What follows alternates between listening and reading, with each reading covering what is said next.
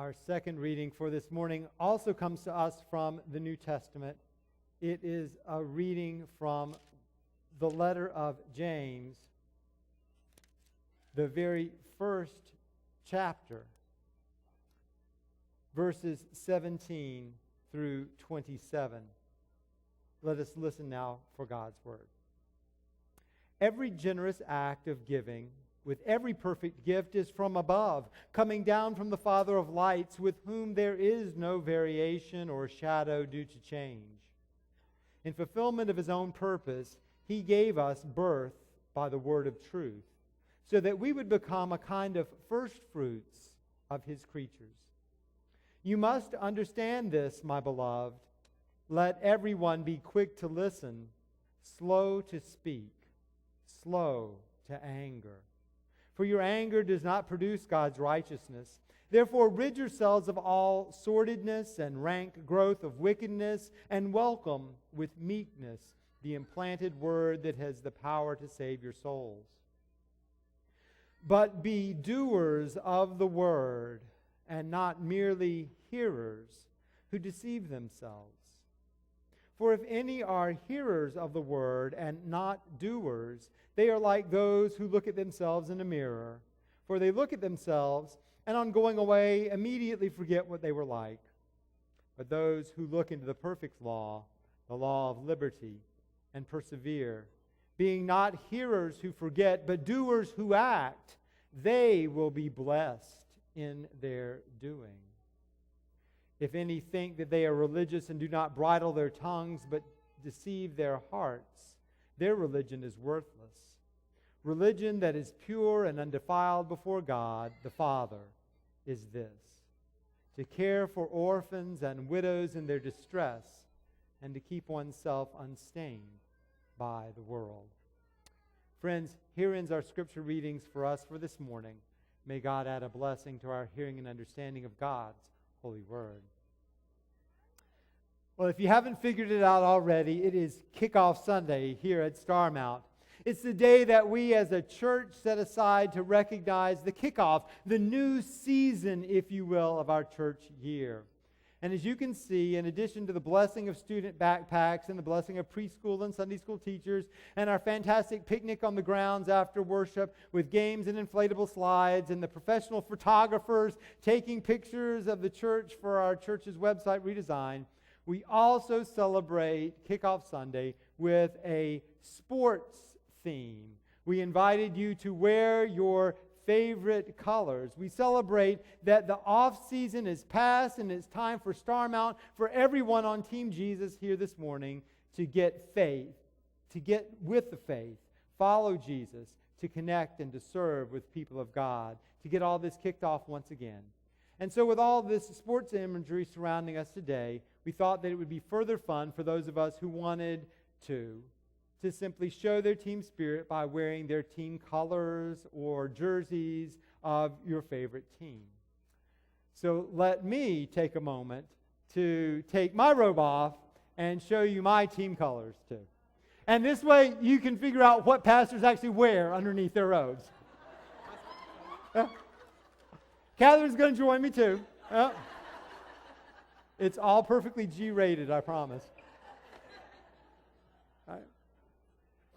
Since my full name is John Lamar Odom, I have a former pro basketball turned Kardashian husband, now newly divorced, namesake, Lamar Odom. And I thought it only appropriate if I would wear my namesake, my long-lost cousin Lamar's team color and jersey with my name on the back.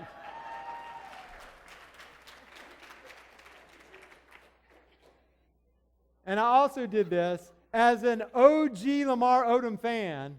I'm not one of those late career followers who pulls for Lamar Odom of the Lakers or of the Heat. No, I am an OG Lamar Odom fan, and we pull for the Clippers. And the great thing about pulling for the Clippers is that you don't have to worry about getting into a fight with anybody about rooting for the Clippers. I don't have to get into the Carolina versus Duke versus State versus ECU versus Wake Forest debates. But as I started looking more closely at my very own Odom jersey, I noticed that there is a Nike label on it. Oh, also, by the way, I don't usually wear jewelry. It's a little bit more bling than I'm usually wanting to do. But Leslie Webb, one of our staff members, wants everybody to know that I have a birthday this week, and it is a big one. And if you want to see me afterwards, you can see on my bling what big number it actually is. So back to the sermon. Sorry about that. As I started looking more closely at my jersey, I noticed a Nike swoosh symbol on it, right? And the corporate motto of Nike is, just do it. See, you know. And these three little words, just do it, got me thinking. Today's Bible reading and Nike's motto have a lot in common. Here in Mark chapter 2, Jesus calls Levi, better known as Matthew, to the most important human job that ever existed. Jesus recruits Levi to be a disciple, to devote his entire life to following Jesus. And did you notice the really odd thing? Jesus doesn't even ask this guy one single question. Jesus doesn't do a background check or a drug test. He doesn't ask for a resume or even contact the very first reference. Jesus never even asks Levi if he wants to do it, if he wants to become a disciple, if he wants to become one of the 12 leaders in the Jesus movement. Jesus just commands Levi to do it and follow him. And what's even stranger is that what little Jesus doesn't know about Levi should have been enough to disqualify Levi altogether. The very fact is that Levi is a tax collector, and this should have given Jesus a pause from calling him. Roman tax collecting was a thoroughly dishonest way to make an honest living, with corruption on top of corruption on top of corruption, and any Jew collecting money for the Romans was a traitor by definition. But again, there is no interview, no application, not even a, I don't want your answer right now. Take some time to pray about it, and I'll call you in 3 days if I haven't heard from you before. Jesus is simply strolling by. He notices Levi sitting there counting pagan coins, and Jesus offers Levi the invitation of a lifetime. But that's not the end to the oddness of this story. Oh no. Here we have a young single carpenter turned rabbi walking by Levi's tax office. This young rabbi turns and yells through the open window, "Follow me!" And immediately there's an acceptance. Levi gets up and follows. He presumably quits his job, he upends his life, and follows after this person named Jesus that he's never even set eyes on before. Levi's answer comes just as suddenly as Jesus' question. Levi doesn't ask about the contract details of discipleship. He doesn't negotiate a salary and vacation package. He doesn't even demand an orientation session with Jesus' HR department. Jesus and Matthew, they just do it. A few years back, there was a television commercial for the Royal Bank of Scotland. It was touting the bank's decisiveness. The commercial showed a couple at a wedding, and the minister asks the groom the big question, "Do you take this woman to be your lawfully wedded wife?" Well, the guy looks confused and hesitates and finally answers, "Well, that's a very good question." And there's stunned silence in the congregation. Naturally, awkward silence. It's finally broken by one of the groomsmen that waves his hand in the air and says, "Oh, I do. You see, so much of life, decisions about work and family, health and relationships, and even religious faith require something of a leap. There's a necessary risk. Oftentimes, commitments have to be made without all of the facts, without all of the options, without all of the time in the world to decide. It just has to be that way. The plain truth is that much of what you and I come to know about life and about other people and about God and church and faith is found after we take such a leap. That is to say, the journey itself is the teacher, and the deep things are often hidden from the eyes of those who never risk the road. That's why the earliest followers of Jesus were simply known as people of the way, or as the letter to James reminds you and me, be doers of the word and not just hearers who deceive themselves. You see, James wants Christ's followers to understand that if you want to call yourself a follower of Jesus Christ, you have to live it. You have to do it. You have to be it. That means you go ahead and you pray, even though you're not 100% sure about your prayer. You get up, you get dressed, and you go to worship on Sunday mornings, even though you sometimes have only the faintest connection with the God that you're worshiping. You give of your time and your talent and your treasure with only the most distant hope that you're going to be blessed in return. You care for the least and the lost and the lonely, not because you're a bleeding heart liberal, but because that's what Jesus tells us to do.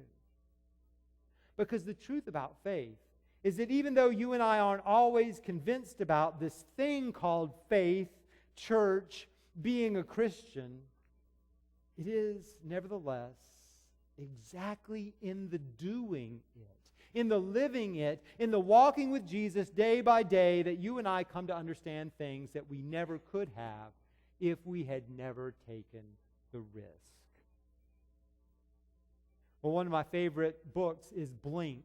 It's by Malcolm Gladwell, who, by the way, is going to be one of the Brian Series lecturers this year, I believe in March. So go online and buy your tickets so you too can see him. In Blink, in a scientific and sociological way, Gladwell gets almost exactly the same thing that I'm aiming at in the sermon this morning.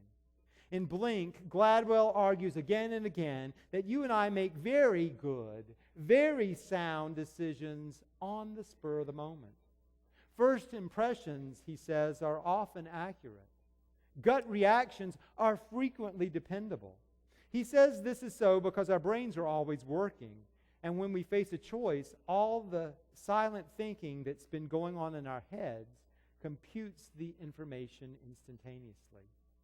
Here's one of Gladwell's examples. The son of the stunningly successful investor George Soros said this about the way his father makes decisions. My father will sit down and give you the theories to explain why he does this or that, but I remember seeking it as a kid and thinking at least half of this is bull.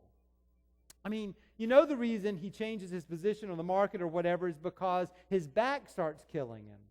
It's his early warning sign. Gladwell then observes, clearly this is part of the reason George Soros is so good at what he does. He's someone who's aware of the value of the products of unconscious reasoning. Well, I have a hunch that Gladwell is onto something with his Blink notion of good decision making. But frankly, what I'm talking about in this sermon, the choice Levi made to get up from his tax collector's table, those just do it choices that you and I are called to make daily, or even more than Blink. It's not just unconscious reasoning or gut instinct or snap decisions. It's actually trust. It's trust in life. It's trust in other people. It's a deep, deep trust in God. So often you and I simply have to find the courage to fall into the arms of life. We need the guts to fall into the arms of the people that we love. We have to trust enough to simply lean into God's everlasting arms. Henry Nouwen, the Dutch priest and spiritual writer, once wrote about the Flying Rodleys, a troupe of trapeze artists who performed with a famous German circus. When the circus came to Freiburg 2 years ago, he writes, my friends invited me and my father to see the show. And I will never forget how enraptured I became when I saw the Rodleys move through the air, flying and catching as elegant as dancers. The next day, I returned to the circus to see them again and introduced myself to them as one of their great fans. They invited me to attend their practice sessions, gave me free tickets, asked me to dinner, and suggested that I travel with them for a week in the near future. Well, one day I was sitting with Rodley, the leader of the troop, in his caravan talking about flying. He said, as a flyer, I must completely trust the catcher. The public might think that I'm a great star of the trapeze, but the real star is Joe, my catcher. He has to be there for me with split-second precision and grab me out of the air as I come along with my arms outstretched from the jump. How does it work, Nouwen said he asked. The secret, Rodley said, is that the flyer does nothing. The catcher does everything. When I fly to Joe, I simply have to stretch my arms out into the air with my hands waiting to meet his, waiting for him to pull me to safety. You do nothing, said Nouwen, surprised. Nothing, Rodley repeated. The worst thing that a flyer can do is to try to catch hold of the catcher. I'm not supposed to catch Joe. It's Joe's task to catch me. If I grab Joe's wrists, I might break them, and he might break mine, and that would be the end for both of us. A flyer must fly, and a catcher must catch. And the flyer must trust with outstretched arms that the catcher will be there for him. True about the trapeze, true about faith, true about life in general. Should I take the job? What should I study in school? Should I marry him or her? Should I try faith? Should I reconnect with church? A lot of the time, maybe even most of the time, what you need to know can only be known after you take the leap. You have to let go. You have to trust the catcher. Time and again in this life. Time and again with your faith. Like the call of Jesus and Levi's response. You just have to do it. Thanks be to God.